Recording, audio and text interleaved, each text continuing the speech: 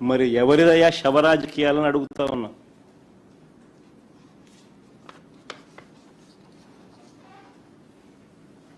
అంతేకాదు సొంత కూతుర్నిచ్చి రాజకీయ జీవితాన్ని ఇచ్చిన సొంత మామ,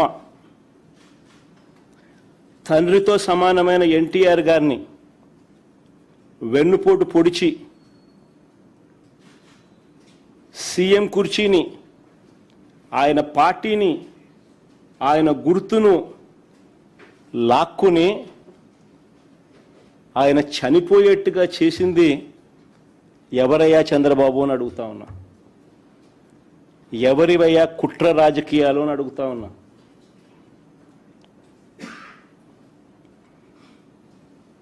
మరో ఇన్సిడెంట్, వంగవీటి మోహన్ రంగారావు గారు ఒక టైగర్. ఆయన ఎలా చనిపోయారు?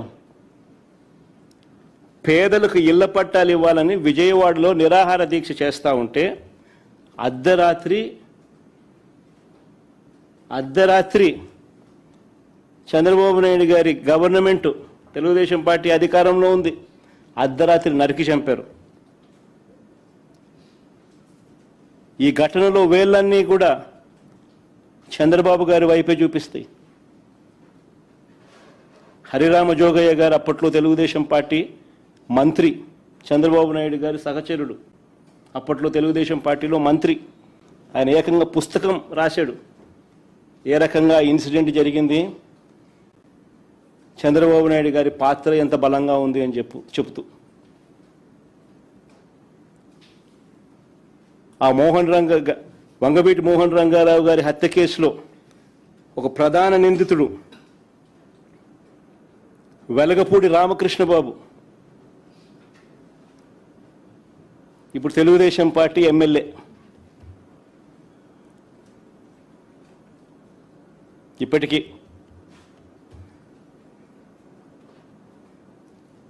ఇంకా ముందుకు పోదాం. హత్య రాజకీయాలు ఎవరియో, కుట్ర రాజకీయాలు ఎవరియో, శవ రాజకీయాలు ఎవరియో, ఇవన్నీ కూడా ప్రజలందరికీ కూడా తేటతెల్లమవుతా ఉన్నాయి. ఎన్టీఆర్ గారి మీద దాడి చేసిన కేసులో మల్లెల బాబ్జీ అనే వ్యక్తిని పోలీసులు అరెస్ట్ చేశారు. కొన్నాళ్ళ తర్వాత అతను ఒక లాడ్జీలో డెడ్ బాడీగా మారారు. డెడ్ బాడీగా మారిన ఆయన తన జోబీలో ఒక లెటర్ దొరికింది పోలీసులకు. ఆ లెటర్ సారాంశం ఏమిటంటే తనకు 3 లక్షలు ఇస్తానని చెప్పి చివరికి 30,000 ఇచ్చారని దాని సారాంశం. అసలు ఎన్టీఆర్ మీద దాడి కోసమే డబ్బులు ఇచ్చారా, అది నిజమైతే ఇచ్చింది ఎవరు అన్నదానిపై దర్యాప్తు లేదు. ఈ కేసులో వేళ్ళన్నీ కూడా అప్పట్లో చంద్రబాబు వైపు చూపించాయి. ఇంకొక ఎగ్జాంపుల్, పింగళి దశరథరామ్. ఈయన ఒక జర్నలిస్టు. విజయవాడలో ఎన్కౌంటర్ అనే ఒక పత్రికను పెట్టి టీడీపీ ప్రభుత్వ అవినీతిని ప్రశ్నిస్తూ ఉంటే ఈ వ్యక్తిని హైదరాబాదు నుంచి బస్సు దిగి రిక్షాలో ఇంటికి వెళ్తూ ఉంటే కత్తులతో దారుణంగా దాడి చేసి చంపారు. ఈ ఘటనలో వేళ్ళన్నీ కూడా అప్పట్లో చంద్రబాబు నాయుడు గారి వైపే చూపించాయి. అడుగుతా ఉన్నా చంద్రబాబు నాయుడు గారిని, ఎవరి అయ్యా హత్య రాజకీయాలు, ఎవరి అయ్యా కుట్ర రాజకీయాలు, ఎవరి అయ్యా శవ రాజకీయాలు? ఇదే పెద్ద మనిషి చంద్రబాబు నాయుడు గారు గురించి మాట్లాడుతూ ఆయన తోడల్లుడు దగ్గుపాటి వెంకటేశ్వరరావు గారు ఏకంగా పుస్తకం రాశాడు. అనేక టీవీలలో ఆయన ఇంటర్వ్యూలు కూడా ఇచ్చాడు. ఆయన అన్న మాటలు ఆయన పుస్తకంలో రాసినటివి.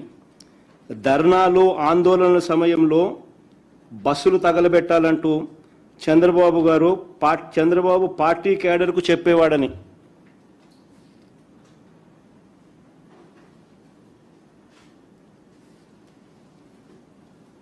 బస్సులు తగలబెట్టకపోతే ఆ ధర్నాలు కావంట.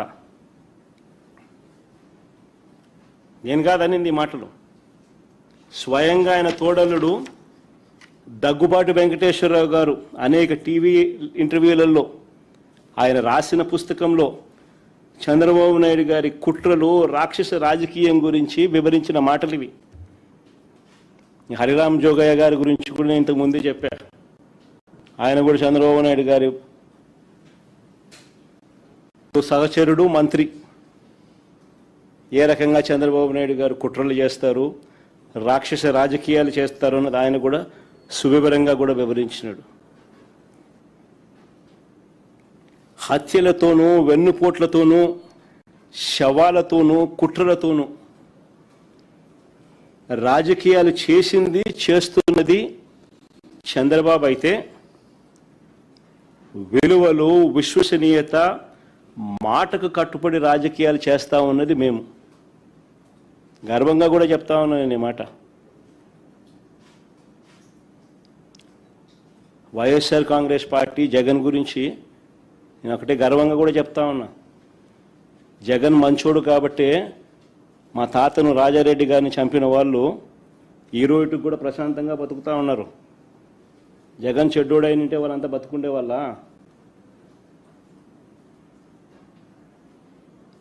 మా తాతగారిని దారుణంగా నరికి చంపిన వాళ్ళంతా ఈరోజు ప్రశాంతంగా ఇప్పటికీ ఉన్నారు.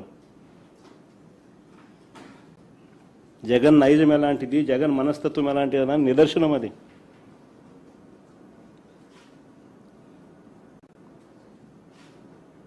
వారికి ఎప్పటికీ ఏమీ కాదు. ఎందుకనంటే మాకు నేర్పించింది రాజకీయాలు ఎలా చేయాలని మాకు నాన్న నేర్పించింది హత్యలు చేయమని కాదు, చంద్రబాబు నాయుడు గారి మాదిరి.